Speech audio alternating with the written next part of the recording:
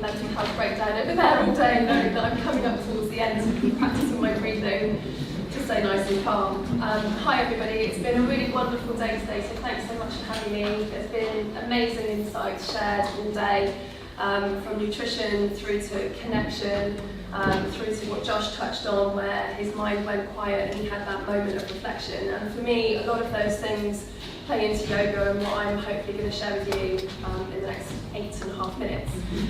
So very quickly, quick question to you guys. What is yoga for you? What does that mean? Shout it out. Self-care. Self-care? Breath. Breath? Stretching. Stretching, okay, yeah. Calm. Calm? Stress relief. Stress relief? Pausing. Pausing? In tune with your body. In tune with your body, yeah. Anything else? Time for yourself. Time for yourself. Brilliant, that's all fantastic. So we know that yoga means many things, many different things for all of us. And in the West it's kind of put in a bit of a box as being an exercise that we all go to once a week, and that's our yoga practice done.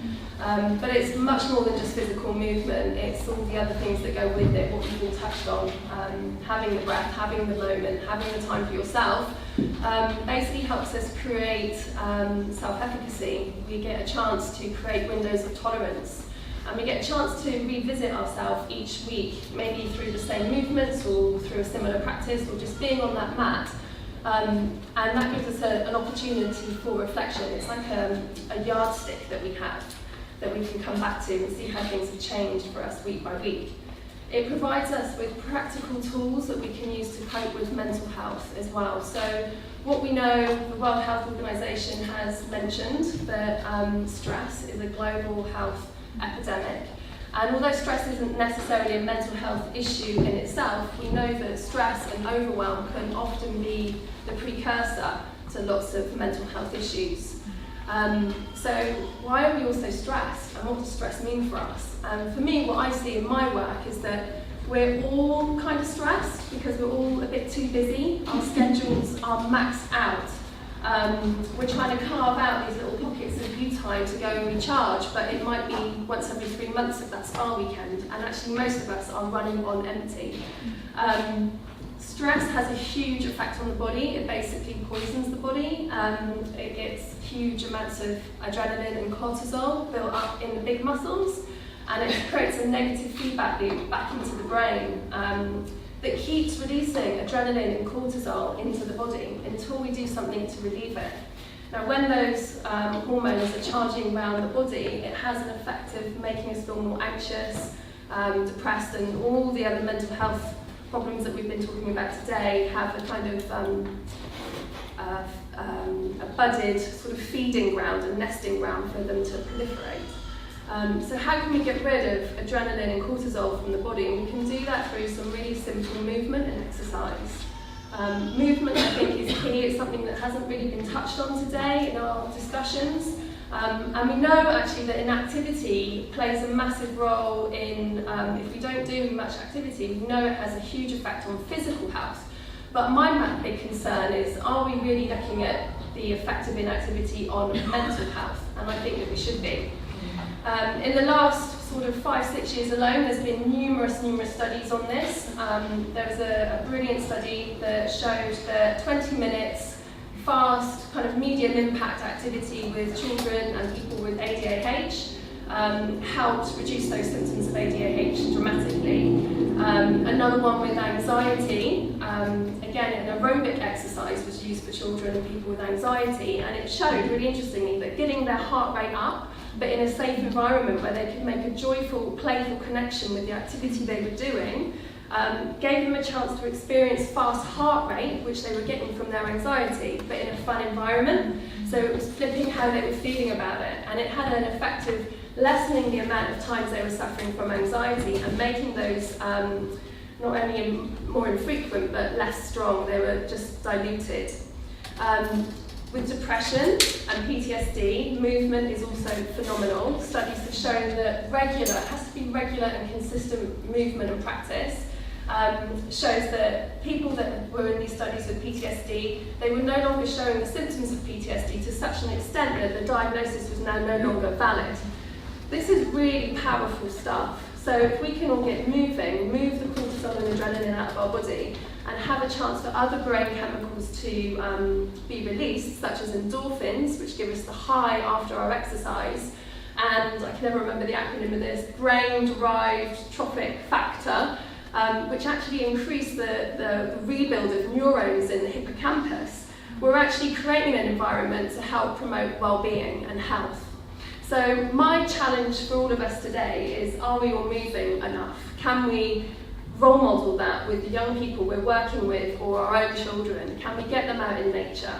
Can we get them moving? Can we get them breathing more? And if for any reason anyone is physically unable to move, what can we do just sat in a chair?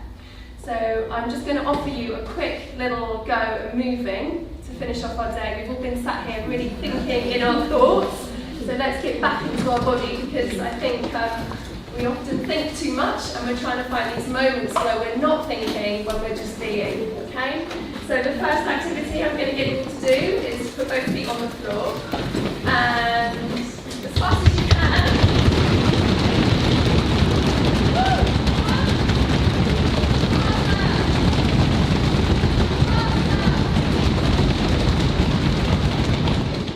Okay, so hopefully your legs are feeling a bit stingy. The next one to do, squeeze your thigh muscles as hard as you can and release, and squeeze and release, and do it as fast as you can, as hard as you can, about 20 times. Cortisol and adrenaline, keep going, work with this. Get trapped in your big muscles. You're already happy.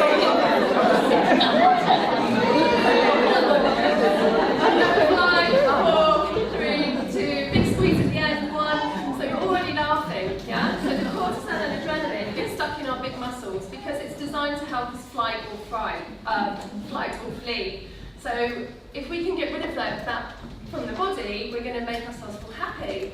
So if you're working with children and you can get them to run around, brilliant. If you can't get them to do that, stamping the feet, or if you can get them to do some squats, that's going to really tire out their thighs really quickly, or just the thigh squeeze will do. Another quick exercise that I'm going to ask you to do, and this might be a bit weird, but if you could all put both feet on the floor, make sure you've got space, hands resting in your lap, and we're going to do a very quick 1-minute mindfulness exercise. So go ahead, close your eyes everybody, and just take a really deep breath into your belly with lovely soft tummies, and then exhale, lovely long breath out. And then inhale into your belly, relax your tummies, especially a lot of women in here. We've probably spent all of our teenage years holding those tummies in. Now it's time to let it go, so you can breathe properly. Now breathe into your belly, take another big sigh, and relax the muscles around your eyes. Just soften the muscles around your eyes and your cheekbones and your jaw. Let your teeth rest slightly apart. Notice that tension that was in your jaw that you've been carrying around all day. Now relax your shoulders and your elbows and let your hands weigh heavy in your lap. Take another long sigh. Long exhales are great at resetting the nervous system, immediately bringing about a sense of calm and increased well-being. Now feel your body, feel where you're sitting. What are you leaning back against? Where are your feet? What are you sitting into in your bottom? Give all your weight to the ground and what you're leaning into. Connect back with where you are. You can only be where your 2 feet are. There's no point in future thinking. It hasn't happened yet. It's just imagination. And there's no point in ruminating about the past. It's just torture for the present. It's guilt, it's anger. We can't do anything about that. But what we have is the gift of the present. And through our mindfulness practice, through our moving and our breathing and our connecting in with ourselves, another big sigh everyone, feel those feet on the ground, you're creating a buffer, a window of tolerance where you can be in this moment and not have to deal with that mental load, that busyness, that stress that is basically our modern day disease. And you can model this with your own children and with the people you work with so they too can develop skills of self-efficacy. So when they feel those bubbles of anxiety and fear and self-doubt and suicide building, they have some tools, practical tools that they can use, whether that's exercise, getting out for a run, going to a yoga class, a qigong class, picking up the art set, doing some drawing, getting into nature, or just breathing. you've given them some tools that they can use to find that pocket, that window of tolerance that can help them connect back to themselves. So one more deep breath, everyone, just feeling who you are in this moment right now and taking that gem with you into your work, because that's where your connection comes from. When you connect with you, you can then connect with others, and that's how we're going to help all these lovely, lovely children. Opening your eyes. Thank you so much.